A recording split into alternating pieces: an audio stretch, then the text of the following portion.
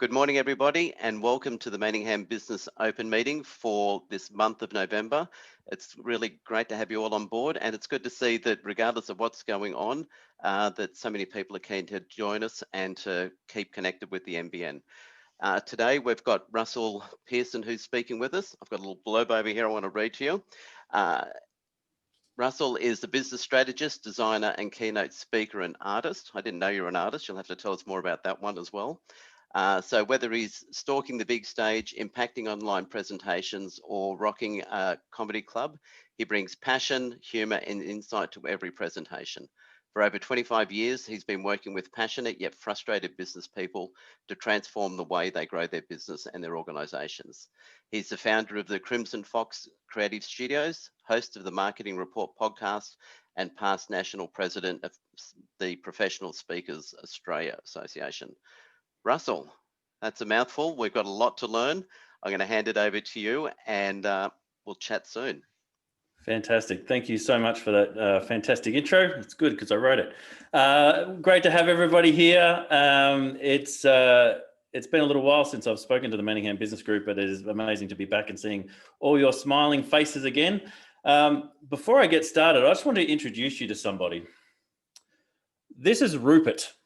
Now, Rupert is my little pot plant pet, and I was given Rupert about a year ago by a very happy client who gave him to me as a thank you gift. Now, when I got Rupert, he was about this size, but Rupert's had a pretty tough year, and probably around March, funnily enough, I put Rupert on one of my benches near the kitchen, and a painting dropped off the wall and fell on his head and crushed him. Now, I don't know if anybody else copped a bit of a crushing around March, but Rupert certainly did. and all that was left was one little leaf on the stem there, and I panicked. And so what I started doing is I started going, oh, how am I going to look after him? I need to make sure he's nourished. So I watered him every single day, and then he started to look worse, which is surprising because he was looking in pretty bad shape. And then what I discovered is that Rupert doesn't like to be watered every single day. And I was actually killing him by oversaturation, right? So I don't know how many of you guys have actually found that maybe that happened in your own business as well.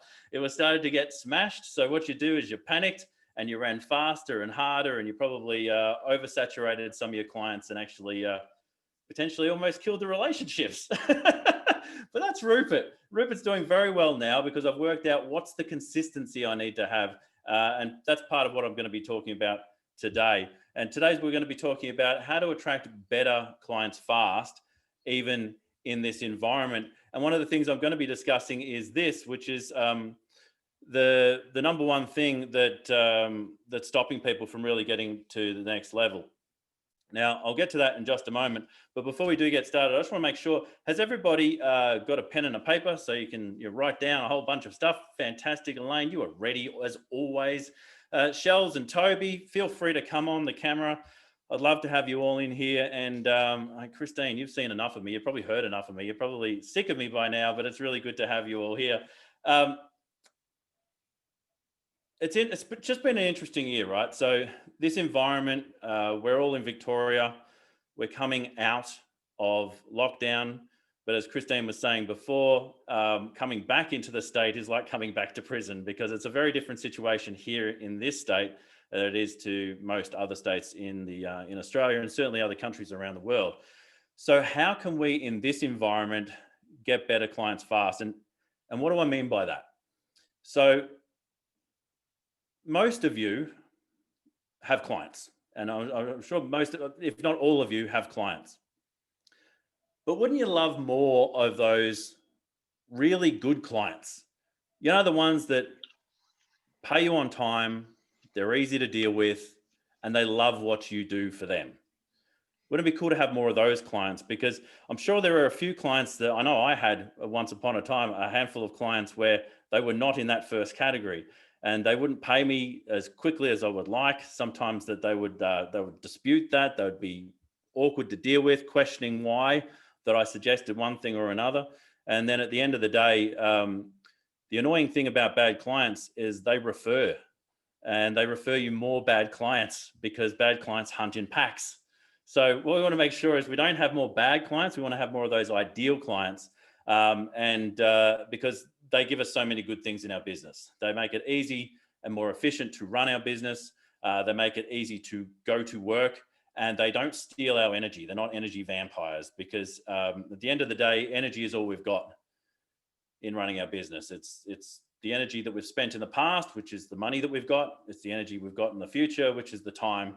And most businesses don't go out of business because some financial hiccup or something, catastrophic went wrong that didn't have to do with the person and the founder. It's usually the founder, the driver, the person who's moving that business simply runs out of energy.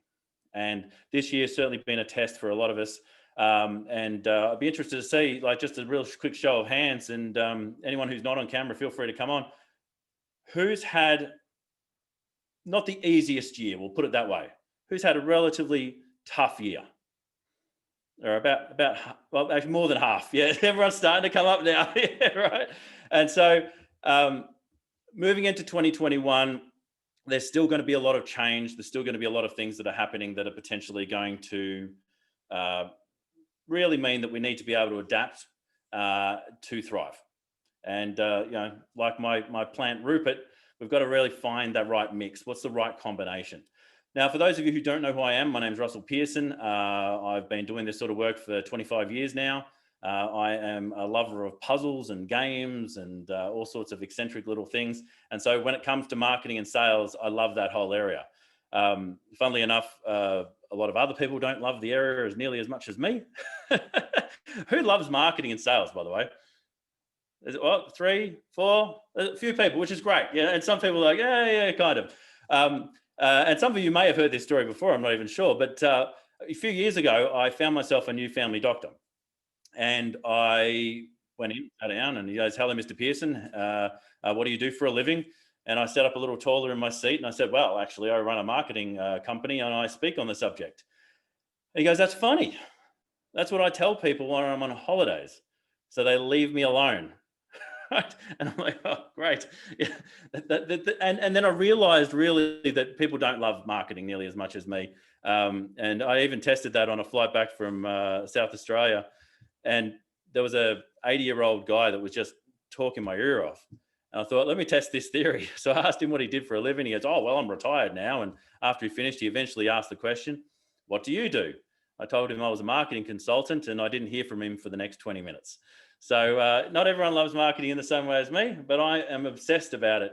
But it's interesting, when I'm speaking to business owners, it's, yes, marketing and sales are the thing that give the business the life it needs. They give it the blood that it needs to run. Often they give it the energy it needs. But it's rare that what people are trying to set up is a sales and marketing business. What they're trying to actually set up is a business that actually gives them the life that they want.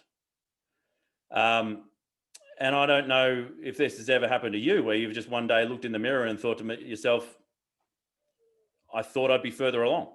I thought that I would actually have the business that I dreamed about, and it's just a struggle. Now, I didn't look in the mirror. I was actually lying in a bed at 1 a.m. staring at a ceiling, funnily enough, when I had my moment. And staring at the ceiling, I was wondering how I got there. And weirdly, I heard a little girl down the hall screaming for her mother, which was strange because even though I've got 3 girls, it wasn't my daughter's voice. In fact, it wasn't a little girl at all. It was a 90-year-old woman who was in tears, screaming, crying, confused, calling for her mummy because she didn't know where she was. She didn't realize that she was in hospital, which is where I was. And I'm lying in my bed listening to that and thinking, how did I get here? And I didn't mean hospital because I knew how I got there. I'd come in 7 days earlier. They told me, Mr. Pearson, you're fit and healthy, go home. And then a week after, I came in a critical condition. But lying in that hospital bed, listening to that woman scream for her mother, I realized how that would be me in not too many years. And everyone was telling me I was a success, but if I was where I am now, would I be happy when I was there? And I realized how unhappy I was. And that started a journey for me to realize why. Because how did I got to this position? So you might have found this position yourself. Like, I was 25 years old when I really decided to get off my butt and do something. And I started looking around, I've got to make something of myself. And I grabbed the thing that was closest to me, which was this Australian dream. Much like the American dream, within 2 years, I chased it and had married my high school sweetheart. We'd purchased our first house. We had a child on the way. I'd started my business. And over the next 10 years, I chased that Australian dream and was pretty successful at it. I had an award-winning business, over 10 staff, by everyone's account, doing very well. But lying in that hospital bed, I didn't feel like I was. And part of that was just the clientele I had were stealing energy from me. The business itself was sapping energy from me. And on that journey to work out what it was, I discovered that there are all sorts of gurus out there that can try and tell you what the answer is. But in actual fact, the answer wasn't out there. It was actually in here. And I had to do the work internally. And what I discovered was that I'd been wearing this mask. I don't know if you've ever considered this, but I'd put on this mask of professional and appropriate business. And that's why for everyone else, it seemed like I was successful. But I was just pretending to be, what successful looked like. And so I changed the game. And I started doing things a different way. And now, flash forward 5 years, I have a business that I absolutely love, working with business people that I love, doing work that I jump out of bed every day for. And I wish that for you. And that's what I'm going to show you a few things today that'll hopefully enable you to get that started. He says, when I had my mask on and being beige and boring and appropriate and professional, I wasn't being me. And I think the key is really being more you than you've ever been is the way to really attract those people who you'll love. It's funny, I love blueberries, but I don't know if you guys in Victoria, because I've found this. Every second punnet of blueberries I have is sour. I don't know what that's about, but every second blueberry punnet is sour. And I'd been throwing these blueberry punnets out because I'm like, that's no good. Oh, this one's all right. Oh, that one's no good. And one day I got jack of that. I said, I'm not going to do that anymore. And I had like a whole bunch of berries. Me and my partner have berries often, believe it or not. And I picked up one of these sour blueberries and I put it inside a raspberry. Genius, right? It tastes amazing. And I've gone, I shall call it a brasberry. and I thought, this is an amazing invention. I should actually go and see if I can start marketing these things. And I went and I had a look, and unfortunately, they already exist. These already exist on the shelf.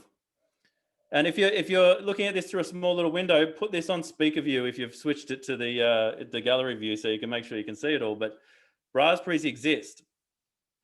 And it's funny, like, I realized that the thing that I was missing about my business is that sometimes it's a little bit sour, and some of the people I work with, there's accountants and lawyers and all sorts of consultants, and sometimes the work that people have to do with them can feel a little bit sour, whether it's an audit, doing your tax, filing legislation, whatever it might be.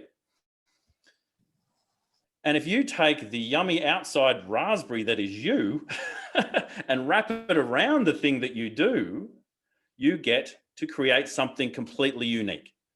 And you get to do what I call creating brasberries.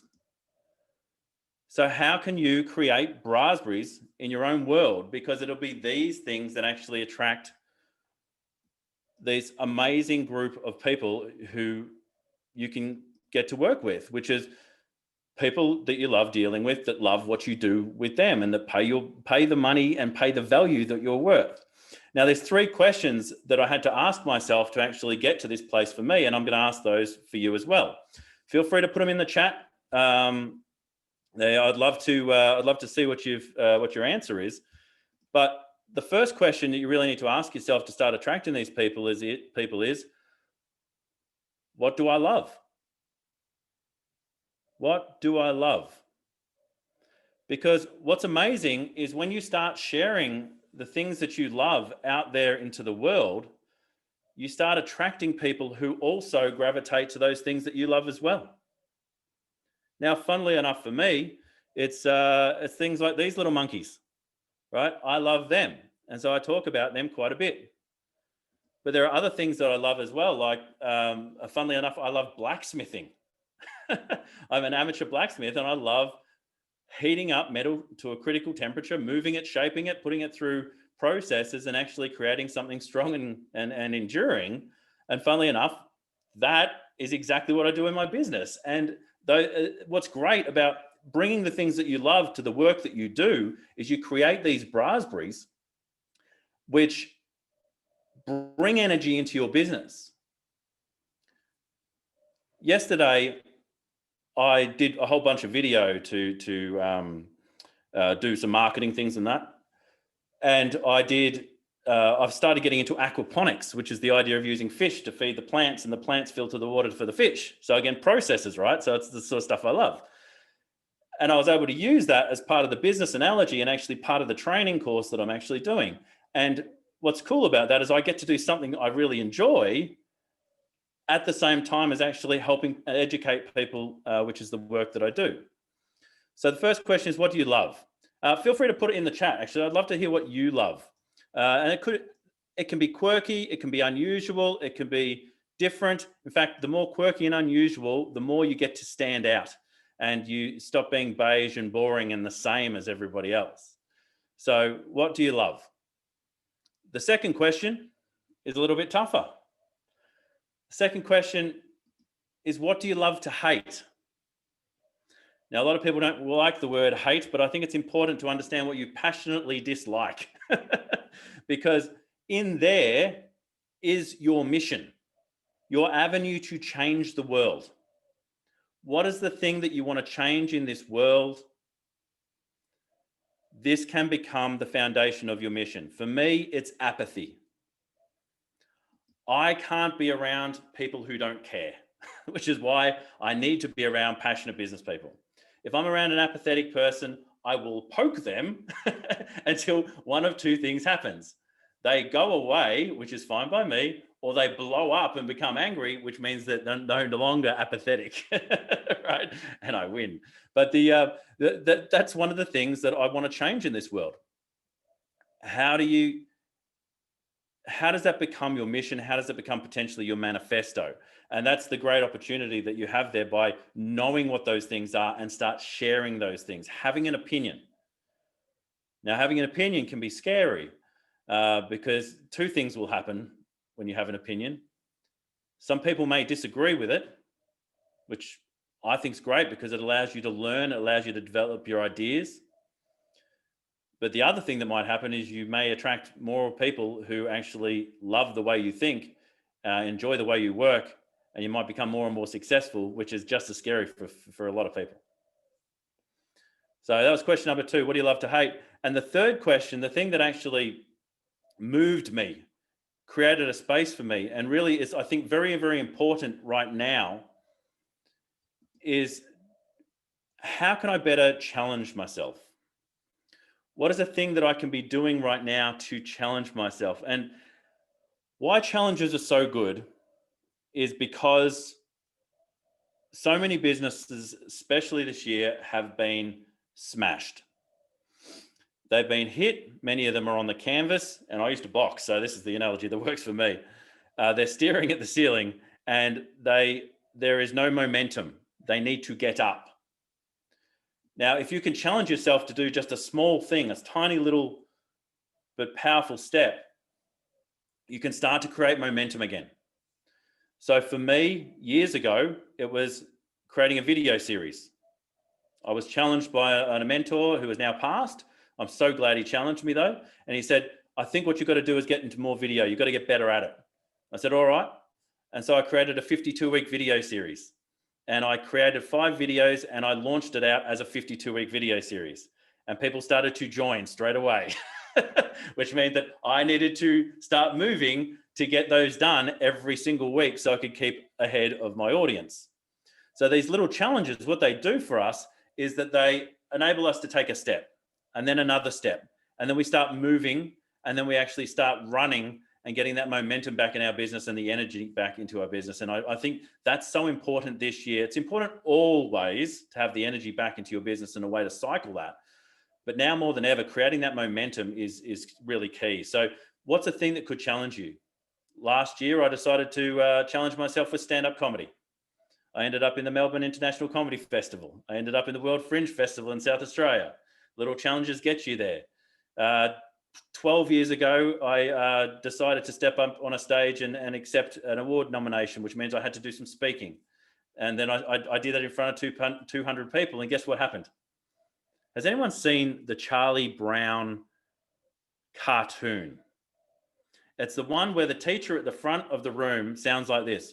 Wah, wah, wah, wah, wah, wah, right? So I had a case of the Charlie Brown standing on that stage where I started to hear my own voice that started to sound wah, wah, wah, wah. And I'm like, I am going to faint because I was deathly scared of speaking in public. But I got through it and not that many people noticed. And when I got back to the office, 20 people inquired to work with me. And then I realized, oh, by putting myself in harm's way in this area of fear and challenging myself, I can actually win. So I started to do that more and more. And I started to speak publicly, and then I started to speak professionally. And last year I was national president of Professional Speakers Australia. But it was through taking one tiny step after another. And I am still deathly afraid of speaking in public, funnily enough. But nobody knows unless I tell them. Now you all know, right? But I use that energy, and that's the great opportunity, is learning how to work with the energy that you've got there, whether it be anticipation energy, anxiety energy, passion, purpose, drive, whatever it might be. It's bringing that energy back into your business. So that's the question. How can you better challenge yourself? Could it be a podcast? Could it be doing a video? Could it be doing some speaking? Could it be writing an article? Could it be, I'm not suggesting jumping out of a plane because I don't see how that's possibly going to help my business, but it's the one I don't want to do, by the way, so I'll probably have to do it someday. But what is it for you that you think that on the other side of doing that challenge, you'll actually go a little further? So the other challenge that you might want to do, and I know you guys have seen this before, is you might want to try something new. Now, I'm pretty sure about half of this audience knows I love chocolate ice cream. Right? I love chocolate ice cream. It can be any sort of chocolate, though. It could be chocolate with a triple choc swirl. It could be a double chocolate ice cream. But one I haven't told you about, but I found recently, is it's chocolate brownie inside chocolate ice cream. And it's just incredible, right? No, I love chocolate ice cream. But when it comes to ice cream, I'm a little bit, I've got the blinkers on. So I work with my team to work on ice cream. You've seen them before. They're a fantastic team. They work really, really well. Now, a couple of years ago, we went to the 101 Flavors ice cream shop, and I'm like, all right, let's get chocolate ice cream, girls. And the oldest, not saying she's my favorite, but she liked I'll get the chocolate ice cream, Dad, absolutely. But the one in the middle, she doesn't like chocolate ice cream. For her, it has to be pink.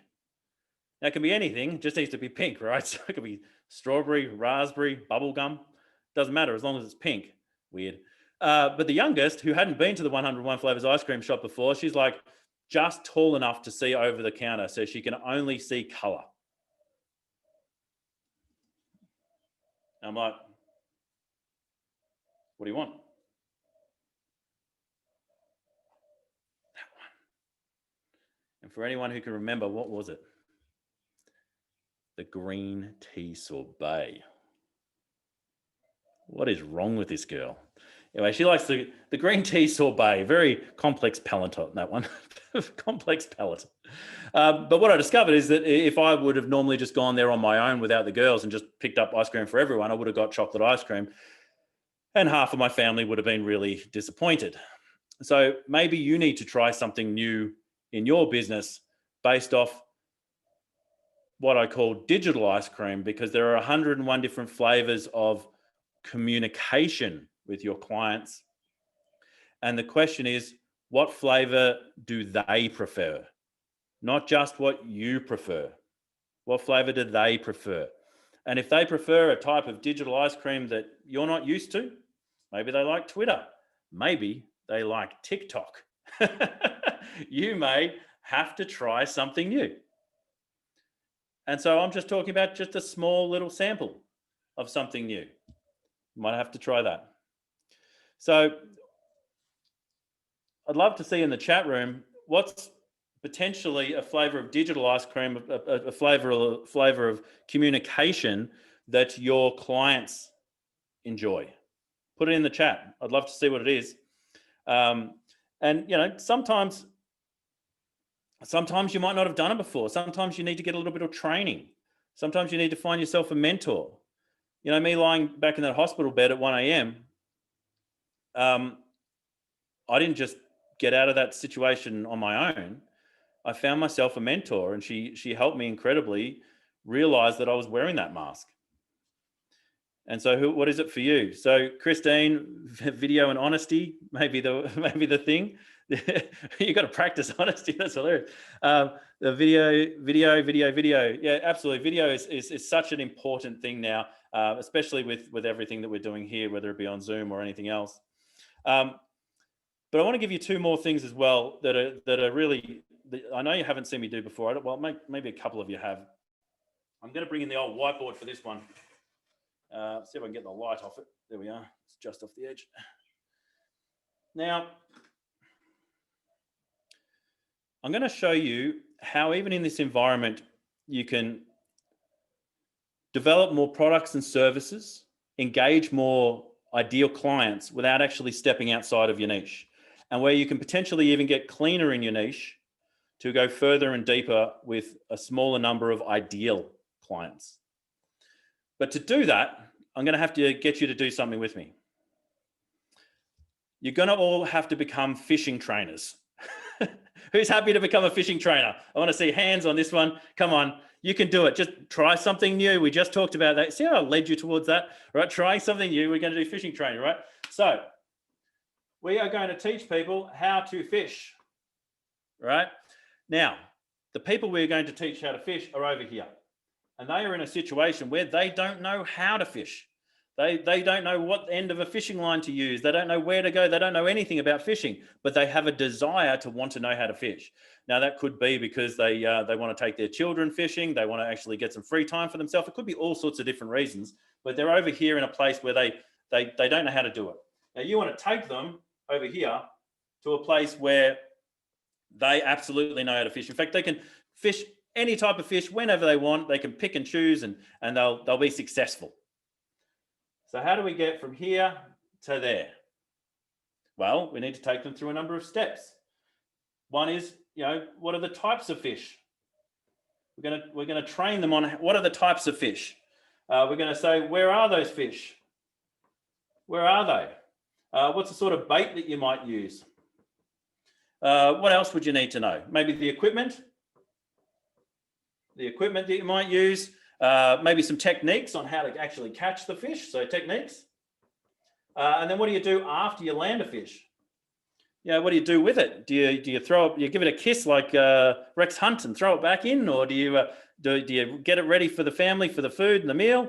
But you've got to work people through all these series of steps. Now, if you do that for your own business and look at where is your client when they start with you, and where do you want to take them through to, and say, what are the different pieces that they need to know on my journey from there to here? You'll find a whole bunch of products and services that you are either delivering for free or potentially not even aware that are opportunities for you. Now, you can step down further into this and you might go, right, well, I really like talking about bait. And so I'm going to come down from bait, and I'm actually going to work with a different type of clientele who enjoys fishing, but they're at a point now they were a bit more advanced and they want to know more about bait. They want to know everything about bait. So what am I going to teach? Oh, yeah, but here's the different types of bait, where you can get it, how you can grow it, how you can use it, all these different steps to get them from I don't know how to use bait to I am so proficient in bait, I need to know what to use whenever I want. This is a niche. So that is a niche. You've gone into bait, and you can go even further down into there and go, all right, I just want to focus on worms, and you can be the worm guy or girl, and that can be your niche. But the point is to look at your own business and say, how does this work for you? There'll be all these points at the top line, which you could potentially go down deeper and work out a whole series of other products and services, which you can now bring to your business without ever having to step outside your niche. You don't need to do what everyone's talking about, pivoting. You don't need to pivot. You don't need to adapt in the same sort of way that everyone's saying.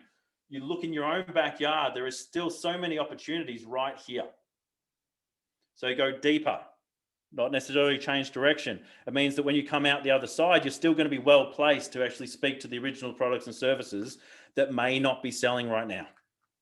So this is the fish piece. Hopefully you can take some fishing training into your business. Now I'm going to give you one more as well. Actually, I've got two more because I've got to give you the one thing. I've got to remember the one thing. It's the one thing I said at the start. I've got to remember that. So see if this paper is going to work because it's got a few marks on it. Come on, give me a piece of paper. Let's step back here. Bear with me as I work with paper, working in the physical realm. All right, butcher's paper. Looking a little bit hot and heavy. All right, so would you like to know how to get to 400% more prospects? Yes, no, maybe. Oh, there's a few people that like this one. All right, cool. So when I started doing marketing work in the 90s, it was all about solutions. You got to be the solution provider for this, that, and the other, right? So we started at solutions. I'm going to use the red text for this time. So we got solutions, right? And then when we got into the noughties or the 2000s, whatever you want to call that, we realized that it wasn't just about the solutions. You actually need to talk to the problems. What are the problems that people have? And that's a really good way of actually getting to people, because if you know what the problems are that people have, you can meet them in their pain, and you can say, well, I can move you from here to there, right? So it's really good to talk to those problems. But what's funny about that is that there's only about 20% max of people who identify their problem. They understand what their problem is and they're looking for a solution at any one time. So rather than just talk about the problem, you can get to the other 80% of people by talking to the symptoms of that problem. So what are the symptoms of each of these problems that you solve? Because if you can talk to people in the symptoms, you can actually capture them at the point of pain, bring them to a diagnosis, and then move them through to your solution. So to give you an example, and by the way, I don't have this, but if I had gout, I've got a pain in my leg. Now, I don't know I've got gout. I just know I've got a pain in my leg. I go to the doctor because I've got a pain in my leg. So if I talk to have you got a pain in your leg? It could be of one of these 5 reasons. And then they actually subscribe to an article, or they click through an ebook, or they watch a video. And then you talk about here. This is what it could be, but you may actually have gout. You should do this test to find out. And then if you've got gout, you come down to my gout solution. All right. So I don't even know if that's a thing, but that's the example. So within your world, what's your solution? What are the problems that you solve? And what are the symptoms of that problem? For a lot of people, it's you'll find that I'm running out of time can be often in here very much, and they haven't identified what the problem is. But the problem is that they're not managing effectively. And then once I need better management training, for instance.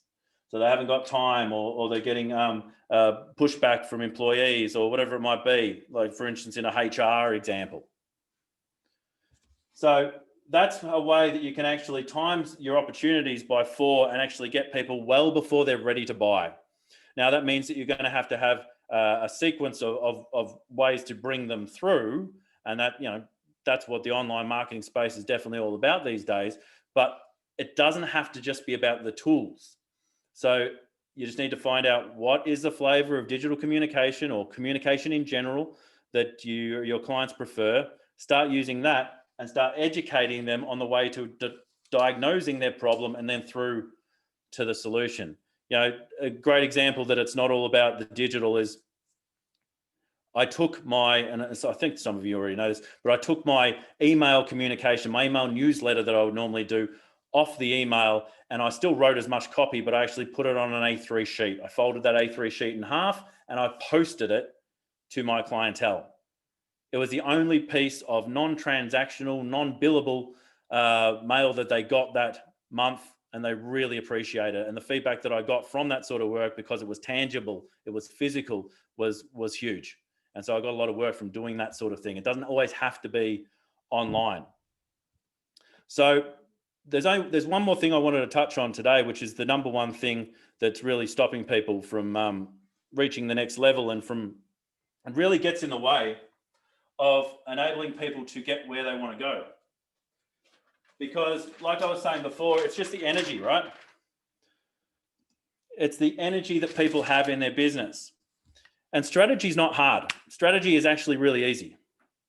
You're here, you want to get to here. How are you going to get there? All right, well, you might go via that path. And I always suggest you have contingencies, so multiple ways of doing it. But let's say that this is the path. What is traditional is that people go, all right, what are the milestones to that path? And they'll create maybe like these 3 milestones on the way to actually where they want to be. And they'll go, all right, well, I'll be there in 3 months. I'll be there in 6 months. I'll be there in 9 months. I'll be there in a year. Traditional planning. This is one of the biggest mistakes that I see people making, especially in this environment right now, because the world changes so fast. Big goals are destroying people for 2 reasons. One is everyone's trying to chase the Simon Sinek why, and so they're procrastinating because finding a why that serves you and the entire world is incredibly difficult to do. So I suggest avoiding that for now. But the other thing is they start working towards this first milestone and they don't quite get there, and it takes 4 months or it takes 6 months. And they're not seeing progress. And so they're getting frustrated because of the 3 steps forward, 2 steps back. And the worst case scenario is they give up, they burn out. And so what I suggest is creating these tiny, little, weekly, tiny but powerful steps. What is the one thing that I can get done this week that'll powerfully drive me towards my goal? What is the one thing that I can do that is difficult not to do because it is so straightforward? So to give you an example of a bigger than tiny goal would be, I'm going to get my website set up this week. It's too big. Break it down. I'm going to write the about us copy this week. That's much more manageable. And what happens is each week you'll tick these little wins off, and they'll create that momentum I was talking about. They'll actually create the steps that you need to be making, because that's the thing that gives you momentum again. It actually gets the energy back in there again, and actually starts moving you forward and giving you the belief and the confidence that you need in your business that is so needed right now. Belief and confidence is the thing that you need. So really what belief and confidence comes out of is learning something new and putting it into action and actually testing it in the real world. And once it starts to work, then you get that belief, you get that confidence, and you get that motion back in your business, which is really what I want for you all. I'm going to take questions in just a moment. And I'd love to hear your questions. Before I do though, I'm happy because of this, the belief and the confidence and helping people actually work through this stuff. I'm happy to take 5 people, just 5, to do a strategy work personally with me. Now, I'm glad there's a little less people on the call now because it'll be easier for people to actually do. But this is not my big, multi-$1,000 strategy session. This is actually just a 35-minute call, and I'll enable you to do one of two things. So you can either have me review your current strategy, and so that I can help you tweak it, improve it, whatever it might be.